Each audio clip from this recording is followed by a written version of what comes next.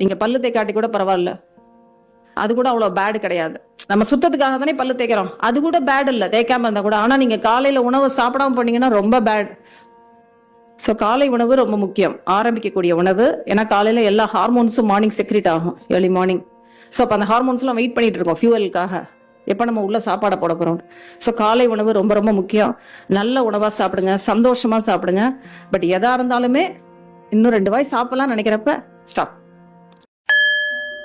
பாசிட்டிவா திங்க் பண்ற எல்லாருக்கும் பாசிட்டிவ் ரிசல்ட் வரணும்னு அவசியம் கிடையாது.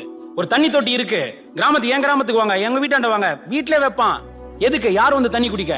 பசு வந்து தண்ணி குடிக்கும். அன்னைக்கு பசு தண்ணி குடிக்கல, தண்ணி அழுக்காயிடும். தண்ணியை மாத்துவீங்களா, அதே தண்ணி வச்சுப்பீங்களா? சூப்பர் ஐயா. நான் நல்லது திங்க் பண்ண என்ன ஆகும்? தயவுசெய்து புரிஞ்சுக்கோமா, தண்ணி மாதிரி வச்சுக்கோமா உன் மனசு. சுத்தமான தண்ணி இருக்கு, இப்ப அங்க பசு வருமா வராதா? வரும், சில நாள் வராது. இப்ப நான் அடுத்த நாள் தண்ணி மாத்தலமா, தண்ணி இப்ப அழுக்காயிடுச்சு. அழுக்கான தண்ணியில என்ன வரும்? என்ன வரும்? பூச்சி, கொசு வரும். சிம்பிள். இவ்வளவுதாமா லைஃப். தண்ணி சுத்தமா இருந்தா பசு வரலாம், வராம போலாம். நீ பாசிட்டிவா திங்க் பண்ணா உனக்கு நல்லது நடக்கலாம், நடக்காம போலாம்.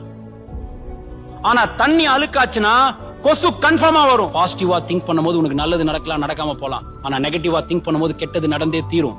ஆனா பாசிட்டிவா திங்க் பண்ணும்போது நல்லது நடக்கலாம், நடக்காம போலாம். சத்தியமா இறைவன் அவர்களால கெட்டதுன்றது நடக்கவே நடக்காது.